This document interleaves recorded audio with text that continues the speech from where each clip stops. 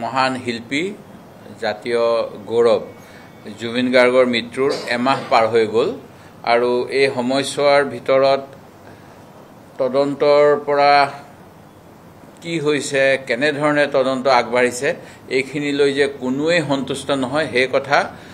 সাধাৰণ নাগৰিকৰ উপৰিও তেখেতৰ পৰিয়ালৰ বিভিন্নজনৰ বিভিন্ন সময়ত যি সামাজিক মাধ্যমত ষ্টেটাছ আমি পঢ়িবলৈ পাইছোঁ তাৰ পৰা আমি সকলোৱে গম পাইছোঁ যে তদন্ত প্ৰক্ৰিয়া যেনে ধৰণে যাব বুলি আশা কৰা হৈছিল সেই দিশত আগবঢ়া নাই বহুতে প্ৰশ্ন কৰিবলৈ আৰম্ভ কৰিছে যে এই তদন্ত নিৰপেক্ষ হৈছে নে নাই ইয়াৰ কাৰণ মুখ্যমন্ত্ৰী মহোদয়ে বিভিন্ন সময়ত তদন্তৰ বিষয়ত যিসমূহ বক্তব্য দি আহিছে সেই বক্তব্যসমূহ তেখেতক কোনে যোগান ধৰিছে তাৰ পৰাই আৰম্ভ হৈছে যেতিয়া মৃত্যু স্বাভাৱিক নে অস্বাভাৱিক এই কথাখিনি ৰাইজৰ মনত প্ৰশ্ন উদ্ৰেক কৰিছিল সেইখিনি সময়তে মুখ্যমন্ত্ৰী মহোদয়ে তেওঁক হত্যা কৰিছে বুলি ক'লে নিশ্চিতভাৱে তেখেতৰ হাতত কিবা তথ্য থাকিব লাগিব নহ'লে হিমন্ত বিশ্ব শৰ্মা ডাঙৰীয়াই 1000 বাৰ বিভিন্ন মিছা কথা ক'লেও মুখ্যমন্ত্ৰীয়ে এবাৰো নকয় বুলি তেওঁ যি কথা কৈছিল তাৰ পিছত আপোনালোকে যিবিলাক সময়ত তেওঁক লগ পাইছে মুখ্যমন্ত্ৰী হিচাপে তেখেতৰ প্ৰতিক্ৰিয়াসমূহ ৰাইজৰ মাজলৈ লৈ আহিছিল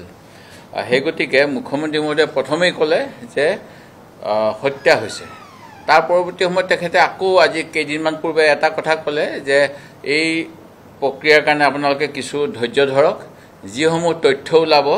সেই তথ্যসমূহ অসমীয়া মানুহক হজম কৰিবলৈ বহুত সময় লাগিব এনেকুৱা কি কথা তেখেতে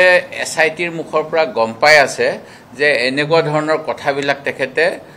সংবাদ মাধ্যমৰ আগত কৈ আছে প্ৰায় 6-7 বছৰ আগত বোধ কৰোঁ মুখ্যমন্ত্ৰী মহোদয়ে কিন্তু নিজেই কৈছিল যে জুবিন গাৰ্গৰ নিৰাপত্তাৰ প্ৰতি ভাবুকি আছে আৰু তেখেতৰ নিৰাপত্তা নিশ্চিত হ'ব লাগে তেনেস্থলত তেখেত যেতিয়া বাহিৰলৈ গ'ল